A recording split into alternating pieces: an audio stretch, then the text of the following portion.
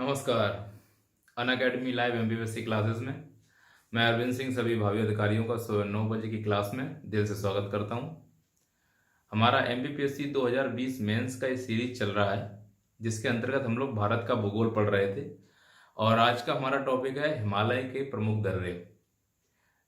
आज का जो लेक्चर है वो प्री प्लस मेंस दोनों बच्चों के लिए है और कंटेंट दोनों के हिसाब से इसमें आएगा। अब क्लास को जो दर्रे के हिसाब से करना है, इसमें जो 3 मार्कर्स और 5 मार्कर्स होंगे 2020 मेंस के, वो यहाँ से बनने की संभावनाएं बहुत होंगी। तो मैं भी जो भी आपको कंटेंट बोलूँगा वो आप अपने नोटबुक पर नोट डाउन करते जाएंगे। दर्रे पढ़ने का एक जो कॉन्सेप्ट है वो कुछ ऐसे समझना है आपको कि हिमालय का विस्तार जिन प्रमुख राज्यों में हुआ है, पहले उन राज्यों के दर्रों के पूरे नाम सुन लो आप।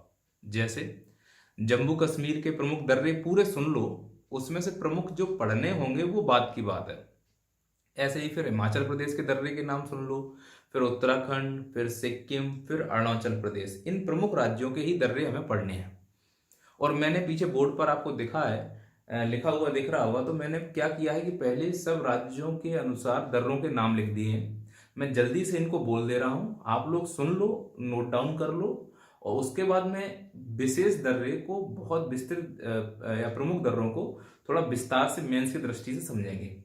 जैसे देखो लिखा हुआ है जम्मू और कश्मीर के दर्रे। तो पहला है बुर्जिल दर्रा, जोजिला दर्रा, खारदुंगला दर्रा, काराकोरम दर्रा, जारा ला। ध्यान से सुनना, ला का मतलब दर्रा होता है, तो या तो पढ़ो जारा दर्रा या फिर बोलो जारा ला, फिर दर्रा लगाने की जरूरत नहीं है। तो जारा ला, कैप सेंगला, मिंटेक, पारपिक, पीर पंजाल दर्रा, बिदिल दर्रा, गोलाब घर दर्रा, बनिहाल दर्रा और सासर दर्रा। ये प्रमुख दर्रे हैं जो जम्मू और कश्मीर राज्य तथा तथा लद्दाख यूटीज दोनों से संबंधित हैं।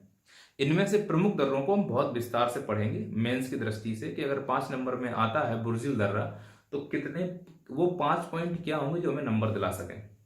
उसी प्रकार से हिमाचल प्रदेश के जो प्रमुख दर्रे हैं, मैंने यहाँ पे एक लिस्ट बनाई हुई है। सितकला दर्रा, बारालाचा दर्रा, रोहतांग दर्रा, चंद्रखनी दर्रा, देवसा दर्रा, कुंजुम दर्रा, ये हिमाचल प्रदेश से संबंधित दर्रे हैं। इनमें से भी प्रमुख दर्रे ही हमें पढ़ना है, पूरे दर्रे पढ़ने की हमें आवश्यकता नहीं है। पर सुन लो एक बार, कल को अगर ऑप्शन में आ जाए कि ये दर्रा किस राज्य में है, तो मोटा मोटा हम अनुमान से ऑप्शन टिक कर सकते हैं। यूके में जाते हैं तो लमखागा दर्रा, लिपुलेख दर्रा, मानाला दर्रा, नीतीला दर्रा, सिनला दर्रा। लिपुलेख 2 बार हो गया मेरे से। सिनला, थागला दर्रा भी यहीं पर है। सिक्किम में जाते हैं तो चो दर्रा, डांगखा दर्रा, नाथुला दर्रा, जेलेटला दर्रा और गोइचा दर्रा, ये सिक्किम के दर्रे हैं। उसी प्रकार से अरुणाचल प्रदेश में सैला, यांग्याप, बोमडिला, दिफू, लेकापानी और पांगसाड़ दर्रा, ये प्रमुख दर्रे हैं जो राज्यों के हिसाब से मैंने आपको बता दिए। पर इनमें से भी कुछ को बहुत विस्तार से हम लोग पढ़ेंगे। तो चलो क्लास शुरू करते हैं। दर्रों की, प्रमुख दर्रों का विस्तार से वर्णन करते हैं हम लोग। पलक झपकते ही मैंने आपका बोर्ड साफ कर दिया, टाइम बचाया सर आप लोगों का। चलिए शुरुआत करते हैं विशेष दर्रों की स्थिति में।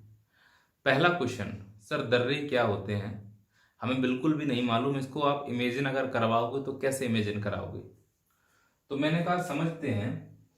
हम लोगों ने पर्वत और उच्चावच्ची दशाओं के बारे में पहले पढ़ा हुआ है, तो मैं आपसे ये बोल रहा हूं कि ये जो मैंने बनाया हुआ है पर्वत, यह वास्तव में कुछ इस प्रकार से है। इसका मतलब है कि अगर मुझे आपके पास आना है तो मुझे इस पर्वत को ऐसे चढ़ना पड़ेगा, ये चोटी है, फिर ये ढलान है आपकी तरफ। अब होता क्या है कि इन दर्रों का निर्माण सामान्यतः प्रत्यावर्तित या एंटीसीडेंट नदियों के द्वारा होता है। ऐसी नदियां जिनकी उत्पत्ति स्थलाकृतियों के निर्माण से पहले ही हो चुकी है या जो स्थलाकृतियों के उत्थान से बिल्कुल भी प्रभावित नहीं होती। जैसे मानकर चलना ये एक नदी है, यह नदी इस प्रकार से किसी पर्वत की चोटी के ऊपर बह रही है, तो उसने इस प्रकार से पर्वत को काटना शुरू किया। तो जब वो पर्वत को इस प्रकार से ऊपर से काटने का प्रयास करेगी, तो जो पर्वत में कटाव होगा, वो कटाव वास्तव में हमें इस प्रकार से दिखाई देगा बाद में।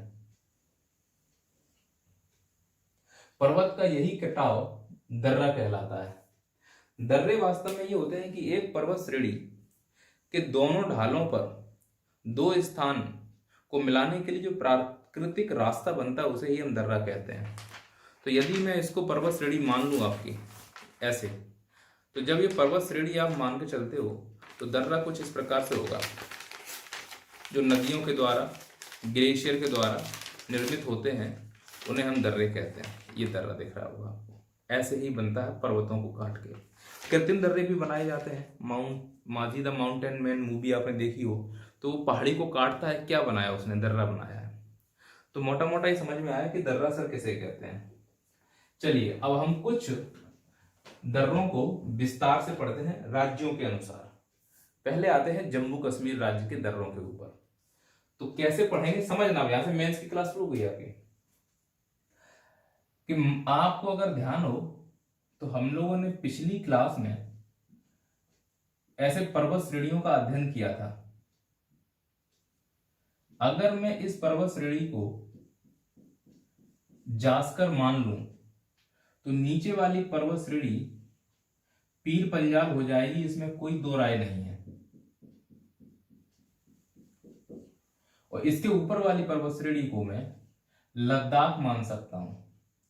ये जो मैं आपको डायग्राम बना रहा हूं यह एक काल्पनिक डायग्राम है, वास्तविकता और तकनीक से इसका कोई संबंध नहीं है, केवल आपको समझाने के लिए मैं इतनी पैरेलल लाइन खींच रहा हूं। तो इसका नाम है सर लद्दाख श्रेणी, ये है तुम्हारी जास्कर श्रेणी, और नीचे वाली है तुम्हारी पीर पंजाल श्रेणी। हमको ये मालूम है कि ये दोनों जो श्रेणियां हैं ये ट्रांस हिमालय का हिस्सा है, और जबकि ये वाली जो श्रेणी है यह लघु हिमालय का हिस्सा है, जो हम लोगों ने पिछली क्लास में पढ़ा था। अब अगर मैं आपसे बोलूं कि पीर पंजाल और जास्कर के बीच में हम लोगों ने एक घाटी पढ़ी हुई थी जिसे ग्रीवा खंड उदाहरण कहा गया था, तो आप बोलोगे सर कश्मीर घाटी आपने पढ़ाई थी, हमें याद आ रहा है। कश्मीर घाटी के बारे में हम लोगों ने पढ़ा था कि यह पीर पंजाल और जास्कर के मध्य स्थित है, जम्मू कश्मीर राज्य में है, ग्रीवा खंड का उदाहरण है, साथ ही साथ यह खुली घाटी का उदाहरण भी है। इसी कश्मीर घाटी में श्रीनगर जो शहर है झेलम नदी के किनारे बसा हुआ है, वो कश्मीर घाटी के पास यानी पूर्वी हिस्से में स्थित है। इसके ऊपर जाते हैं तो हमको ये मालूम है कि इस क्षेत्र में लद्दाख और जास्कर के बीच में सिंधु नदी प्रवाहित हो रही है, हमें बिल्कुल याद है इस चीज का। इस सिंधु नदी के किनारे एक शहर है लेह शहर। इसी सिंधु की एक सहायक नदी है जिसका नाम है कारगिल, और कारगिल नदी के किनारे बसा हुआ है कारगिल।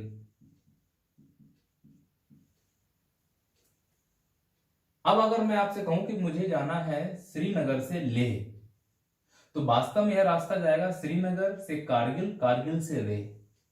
पर प्रॉब्लम तो यह है कि ये जो तुम्हारी जास्कर श्रेणी है वो कुछ इस प्रकार से बाधा उत्पन्न करेगी। तो जब ये इस प्रकार से बाधा उत्पन्न करेगी तो हमने अभी जो मैप आपको फाड़ के बताया था कागज का टुकड़ा, वो कुछ इस प्रकार से आपको दिखेगा। तो मुझे श्रीनगर से अगर ले जाना है तो मैं यहां पर एक दर्रा बनाऊंगा।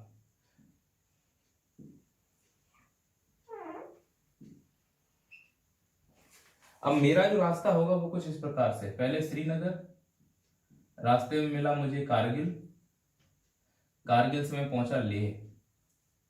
तो जिस दर्रे से होकर मैं श्रीनगर से कारगिल और कारगिल से लेह गया, इसका नाम रखा मैंने जोजिला दर्रा।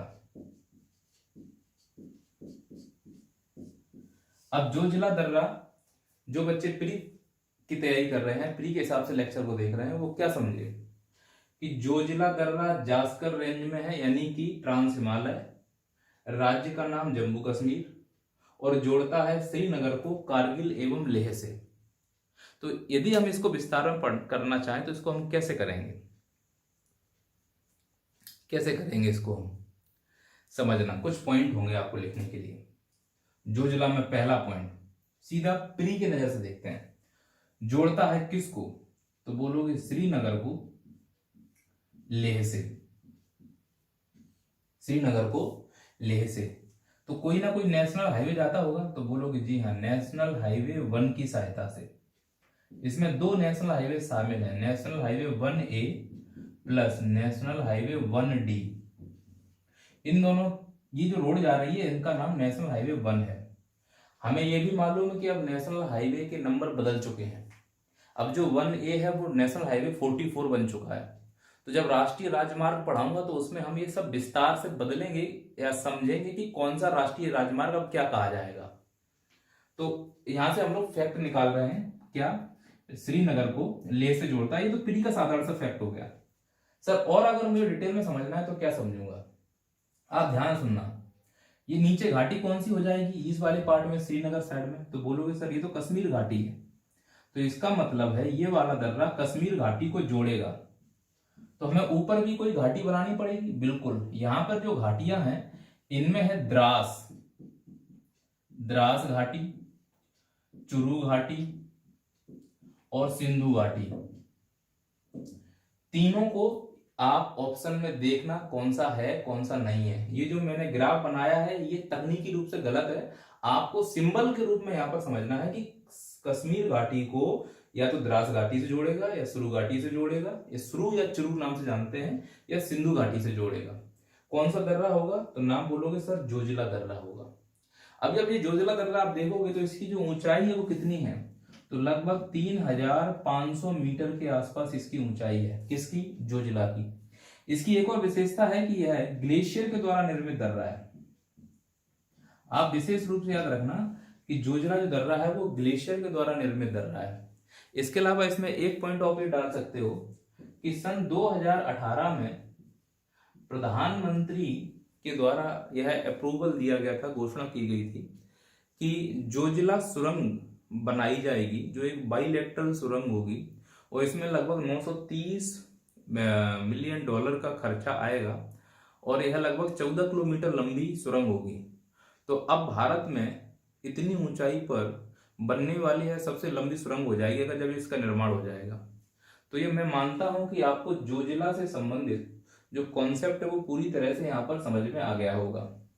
अब थोड़ा सा इधर ही देखिए आप आगे, ये तुम्हारी कश्मीर घाटी है, ये तुम्हारी सिंधु नदी है, ऊपर यहां पर एक घाटी है किशनगंगा घाटी। इस किशनगंगा घाटी में गिलगित स्थित है। गिलगित पाकिस्तान का पार्ट है। तो अगर मुझे गिलगित जाना है तो गिलगित के लिए भी एक दर्रा होना चाहिए। तो मैं श्रीनगर से कश्मीर घाटी होते हुए किशनगंगा घाटी पहुंचूंगा, और किशनगंगा घाटी होते हुए मैं गिलगित पहुंचूंगा। तो ऐसा दर्रा जो कश्मीर घाटी को किशनगंगा घाटी से या फिर श्रीनगर को गिलगित से जोड़ता है उसका नाम रखा बुर्जिल दर्रा। उसका नाम हम लोगों ने क्या रख दिया है, बुर्जिल दर्रा। तो जब भी हम बुर्जिल दर्रा के बारे में समझेंगे तो पॉइंट जो आएंगे वो समझना। अब बुर्जिल दर्रा जास्कर श्रेणी में स्थित है। बुर्जिल दर्रा का निर्माण नदियों के द्वारा हुआ है। बुर्जिल दर्रा जम्मू कश्मीर राज्य में है, जबकि जोजिला दर्रा लद्दाख की यूटीज में आ गया है। अब बुर्जिल दर्रे की ऊंचाई लगभग 4100 मीटर है और यह जोड़ता है श्रीनगर को गिलगित से। तो मैं ये मानता हूं कि आपको 2 दर्रे तो स्पष्ट हो गए होंगे, एक तुम्हारा बुर्जिल और एक तुम्हारा जोजिला। अब हम आगे बढ़ते हैं, थोड़ा सा इस मैप को साफ कर देते हैं आपकी हेल्प के लिए। चलिए, बोर्ड साफ हो गया, समय बच गया हमारा। चलिए एक बार फिर से समझते हैं। तो हमें जो बुर्जिल है, जोजिला है, वो पूरी तरह से स्पष्ट हो चुके हैं, इसमें कोई दो राय नहीं है। अब हम अगले दर्रों की बात करते हैं, और राज्य अभी भी जम्मू कश्मीर ही है आपका। तो मान के चलना, ये जो नीचे वाली मैंने श्रेणी बनाई है ये आपकी पीर पंजाल है, और जो ऊपर वाली मैं श्रेणी बना रहा हूं ये आपका जास्कर है।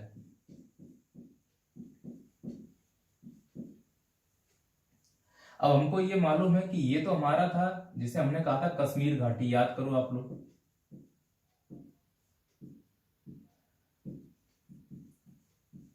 अब अगर मैं पीर पंजाल के नीचे जाता हूं तो हमको ये मालूम है कि नीचे वाला जो हिस्सा है ये शिवालिक हिमालय होगा।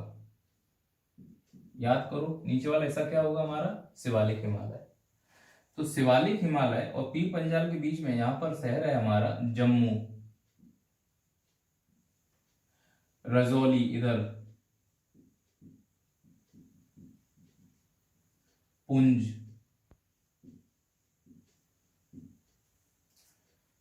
तो जम्मू, रजौली, पुंज, और ये है तुम्हारी पीर पंजाल श्रेणी।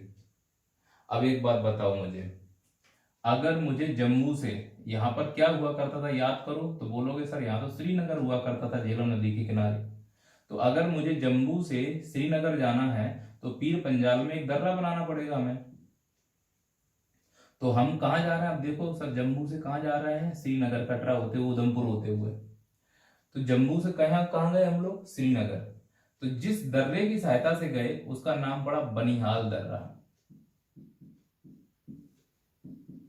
उसका नाम क्या रख दिया हम लोगों ने, बनिहाल दर्रा। अब बनिहाल दर्रे की क्या विशेषता हो जाएगी, पहला पॉइंट जो सीधा सीधा पॉइंट होगा, जम्मू को श्रीनगर से जोड़ता है। दूसरा, पीर पंजाल श्रेणी में है। तीसरा, 2800 मीटर से ज्यादा इसकी ऊंचाई है। चौथा, नेशनल हाईवे 1A इससे गुजरता है। अब इसका नाम बदलकर रख दिया है नेशनल हाईवे 44। पांचवा, जवाहर सुरंग इसमें बनाई गई है।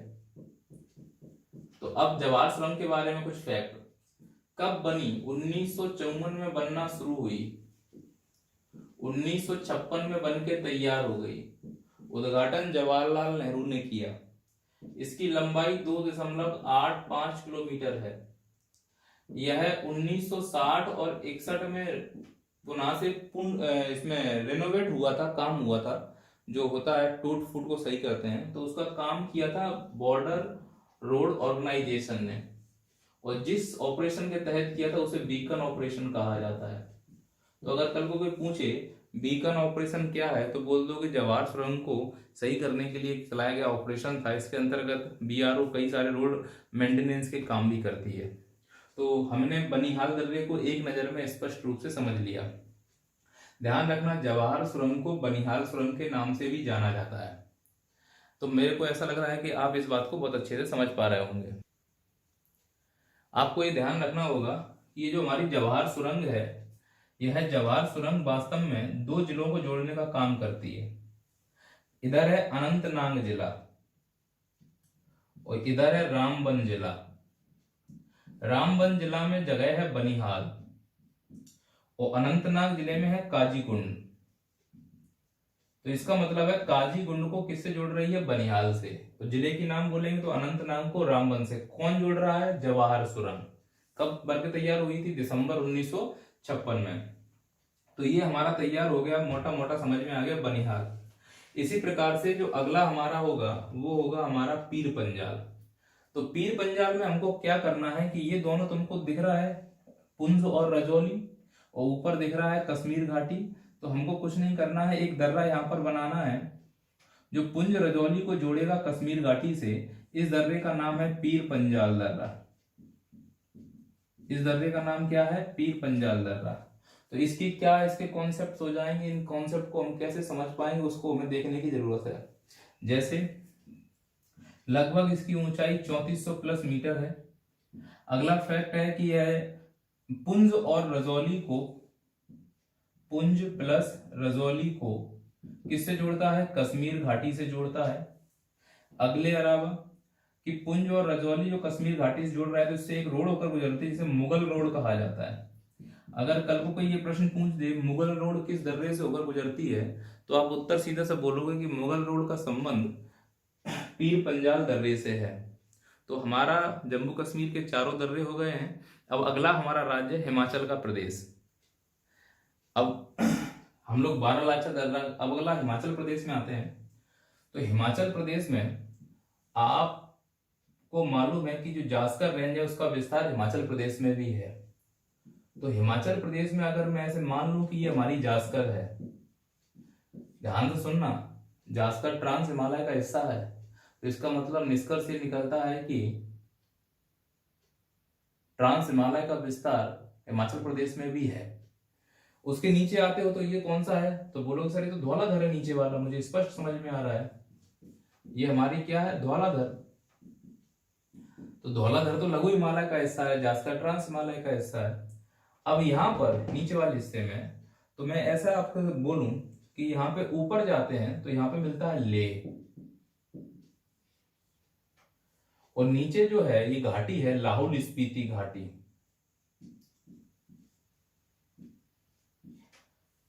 अब लाहौल स्पीति घाटी में यहां पर मंडी है, मंडी के बाद मनाली मिलेगा। तो आपने सुना होगा लेह मनाली हाईवे। तो वास्तव में क्या होता है कि मनाली से अगर हमें ले जाना है तो मनाली से ले जाने के लिए हमें हिमाचल प्रदेश से अगर जाना पड़े, जम्मू कश्मीर से जाएंगे तो समझ में आ रहा है कि जोजिला दर्रा पार करना पड़ेगा, पर हम तो हिमाचल प्रदेश से जा रहे हैं तो इसका मतलब हिमाचल प्रदेश में जास्कर को दर्रा बनाना पड़ेगा। तो उस दर्रे का नाम है बारालाचा दर्रा। बारालाचा दर्रा मनाली को लेह से जोड़ने का काम करता है। बारालाचा दर्रा मनाली को लेह से जोड़ने का काम करता है। तो देखते हैं फैक्ट क्या होगा। पहला, 4890 मीटर इसकी ऊंचाई है। दूसरा, लेह मनाली मार्ग यहां से गुजरता है।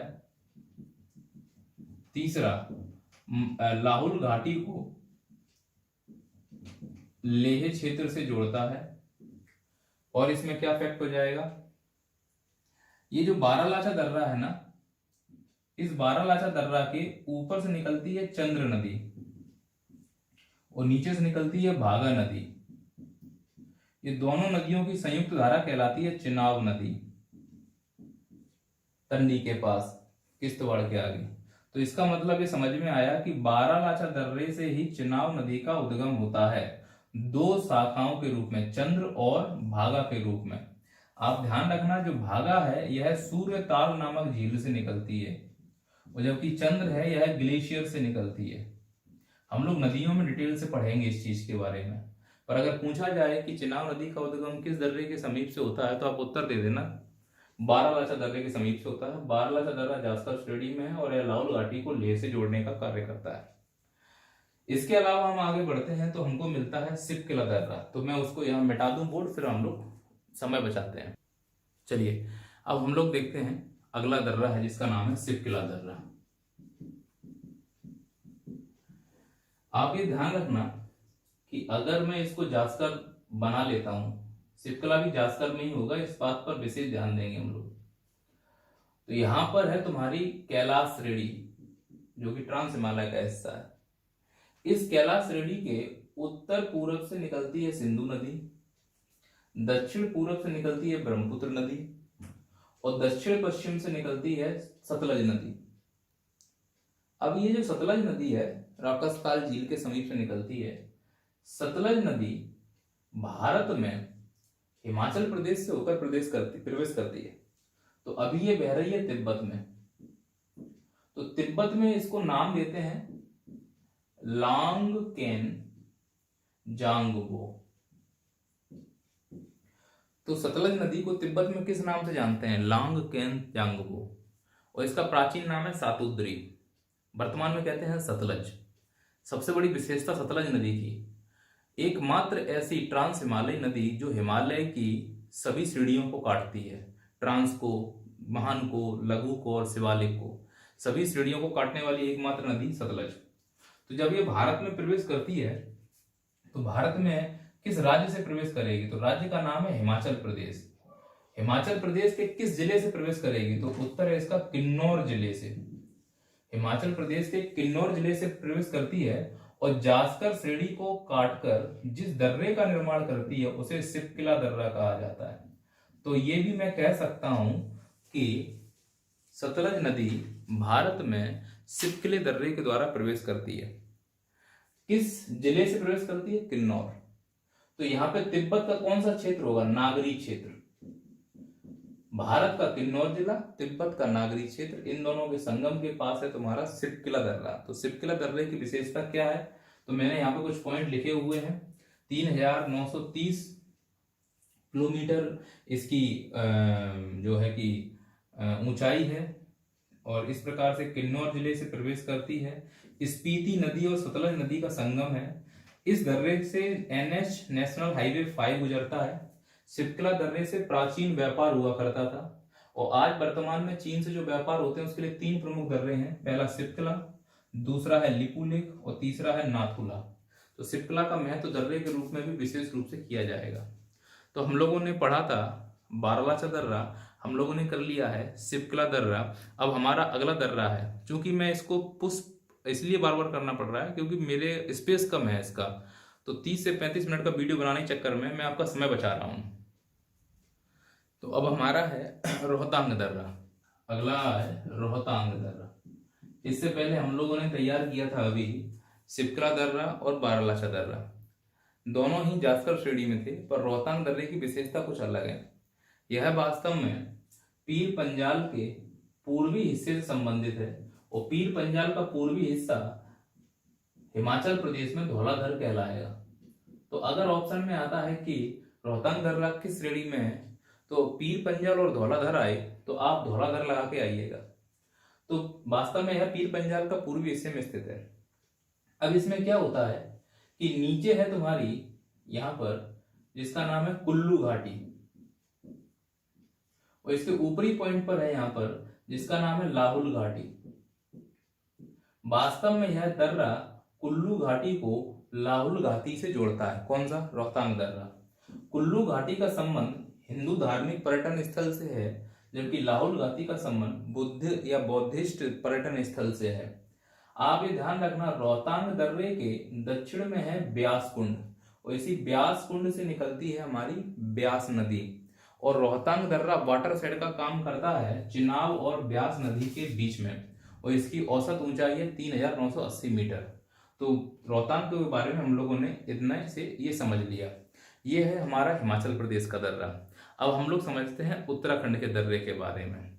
उत्तराखंड के दर्रा को मैं मुंह जबानी आपसे बोल देता हूँ, इसमें कुछ ज़्यादा समझने वाली बात नहीं है। लिपुलेख दर्रा, यह वास्तव में तिब्बत, नेपाल और भारत के उत्तराखंड ट्राई जंक्शन पर स्थित है। लिपुलेख दर्रे के समीप से काली नदी निकलती है और यहीं पर काली नदी के पास एक क्षेत्र है काला पानी क्षेत्र, जो नेपाल और भारत के बीच में विवादित है। लिपुलेख दर्रे से भारत और तिब्बत या चीन के बीच में व्यापार होना संभव होता है। मानसरोवर की यात्रा के लिए भी यहाँ से रास्ता जाया जा सकता है। ऐसे ही मानाला दर्रा भी भारत और तिब्बत के बीच में विवादित है और तिब्बत और उत्तराखंड के बीच में रास्ते का मार्ग खोलता है मानाला दर्रा। नीतीला दर्रा, लिपुलेख दर्रा और मानाला दर्रा तीनों का संबंध तिब्बत और भारत से जोड़ सकते हो, आप आसानी से इतना समझ सकते हैं। अगला है नाथुला दर्रा और जेलैपला दर्रा। थोड़े समझने वाले दर्रे हैं, तो हम इसको समय बचाने के लिए आपका बोर्ड साफ करते हैं। अब हम लोग करते हैं सिक्किम के दर्रे। तो सिक्किम को कुछ इस प्रकार से समझेंगे कि जैसे ये हमारा सिक्किम है, तो यहां पर ये हमारा भूटान। एक दर्रा बिल्कुल तिब्बत में खुलता है, एक दर्रा थोड़ा सा भूटान टच करते हुए खुलता है। तो जो ऊपर वाला है यह नाथुला है, जो नीचे वाला है यह जेलैपला है। तो पहले जेलैपला के बारे में समझते हैं। जेलैपला के बारे में समझने के लिए पॉइंट समझना आप कि सिक्किम में यहां पर इसका एक जिला है सिक्किम का, जिसे कहते हैं ईस्ट सिक्किम। इसका एक म्युनिसिपल शहर है जिसे हम कहते हैं गंगटोक।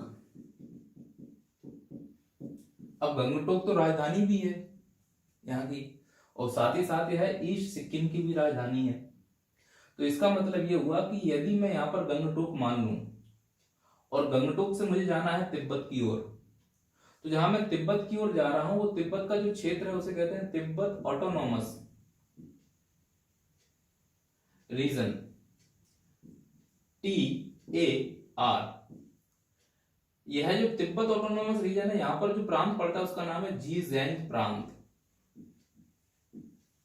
तो उत्तर ये निकलता है कि गंगटोक जो कि ईस्ट सिक्किम जिले का हिस्सा है, जीजेंग जो कि तिब्बत ऑटोनॉमस रीजन का हिस्सा है, को जिस दर्रे के द्वारा जोड़ा जाता है उसे ही हम लोग जेलैपला दर्रा कहते हैं। उसे हम लोग जे लैपला दर्रा के नाम से जानते हैं। तो वास्तव में जे लैपला दर्रा क्या है? गंगटोक को जीजैन प्रांत से जोड़ने का एक दर्रा है। यह नाथुला के दक्षिण में, इतना आपको याद रखना है। और इसी से होकर हम भूटान भी जा सकते हैं। किससे? जे लैपला से होकर। अब पॉइंट ये है कि भारत की तरफ से अगर हम जाते हैं तिब्बत रीजन में, तो वास्तव में जे लैपला के लिए दो रास्ते खुलते हैं भारत की तरफ से। गंगटोक वाला तो हमारा रास्ता बिल्कुल क्लियर, हमें समझ में आ रहा है। एक और रास्ता है कलिंगपोंग। ये कलिंगपोंग क्या है? ये कलिंगपोंग जिला है पश्चिम बंगाल का, और यह अंतर्गत आता है किसके? यह आता है गोरखा टेरिटोरियल जो अथॉरिटी है उसके अंतर्गत आता है। पहले गोरखा जो क्षेत्रीय अथॉरिटी को हम लोग दार्जिलिंग गोरखा हिल्स काउंसिल के नाम से जानते थे। 1988 में ये बना था। फिर इसको हटाकर गोरखा टेरिटोरियल अथॉरिटी लाया गया, जो 2012 में तैयार हुआ, गोरखा वाला पार्ट। इस गोरखा के अंतर्गत जो टेरिटोरियल क्षेत्र है उसके अंतर्गत कलिंगपोंग का पूरा जिला आता है। इसके साथ जो दार्जिलिंग वाला है उसके कुछ क्षेत्र आते हैं, मिरिक आता है, कौनसे आता है। ये जो क्षेत्र हैं दार्जिलिंग के वो इसके अंतर्गत, स्वयं दार्जिलिंग यानी कि सिलीगुड़ी वाला क्षेत्र भी इसमें आ जाता है। तो आपसे अगर पूछा जाए कि एक बात बताइए, जे लैपला से अगर मुझे तिब्बत या भूटान जाना है तो भारत से कितने रास्ते खुलते हैं? तो पहला कलिंगपोंग पश्चिम बंगाल से होके जा सकते हो, या गंगटोक सिक्किम से होके जा सकते हो। तो मैं मानता हूं आपको ये बातें समझ में आ रही होंगी। जे लैपला को लवली लेवल पास भी कहा जाता है, क्योंकि इसकी ऊंचाई बहुत आदर्श है। इसको पास करने में या पार करने में ज्यादा समस्याएं नहीं आती हैं, इसलिए इसे लवली लेवल पास के नाम से भी जानते हैं। इसकी ऊंचाई है 4267 मीटर, और यह नाथुला के दक्षिण में स्थित है। इसी के समीप एक झील है जिसे कहते हैं मैन मैको झील। मैन मैको झील का संबंध जे लैपला दर्रा के समीप से है, आपको इतना याद रखने की जरूरत है। तो मैं मानता हूं कि ये जे लैपला वाला कॉन्सेप्ट आपका पूरा हो गया होगा। अब हम आगे बढ़ते हैं नाथुला दर्रे के लिए। तो जो हमारा नाथुला दर्रा होगा उसका ये है कि वास्तव में जो सिक्किम का गंगटोक है उससे अगर तिब्बत ल्हासा के लिए जाना है तो आपको नाथुला दर्रा इस्तेमाल करना होगा। 1962 से पहले नाथुला का प्रयोग व्यापार के लिए बहुत बड़ी मात्रा में हुआ करता था। चीन युद्ध के बाद 1962 को ये बंद कर दिया गया था नाथुला दर्रा, और पहली बार 2006 में नाथुला दर्रे को खोला गया। नाथुला से होकर हम मानसरोवर की यात्रा भी कर सकते हैं। यह एक पर्यटन स्थल भी है। यहाँ केवल भारतीय जा सकते हैं। आपको यहाँ घूमने के लिए पहले परमिट की आवश्यकता होगी। ऊंचाई लगभग 4310 मीटर है। नाथुला का मतलब होता है लिसनिंग ईयर्स, सुनने वाले कान। इसी से होकर सिल्क रोड जो है वो हमारी गुजरती है। इसके समीप एक झील है जिसको कहते हैं सोंगो झील या चंगू झील। तो ये छोटा सा ब्रीफ है नाथुला और जे लैपला के बारे में। अब जो शेष दर्रे रह जाते हैं उसमें है अरुणाचल प्रदेश के बोमडीला दर्रा और यांगाप दर्रा। बोमडीला और यांगाप दर्रा अरुणाचल प्रदेश को तिब्बत से जोड़ते हैं, जबकि दिफू और पांगसार दर्रा अरुणाचल प्रदेश को म्यांमार से जोड़ते हैं। तो दर्रों का एक छोटा सा ब्रीफ वीडियो जो मैंने आपके लिए बनाया है। चलिए, उम्मीद करता है आपको समझ में आया होगा। इसकी तैयारी करें।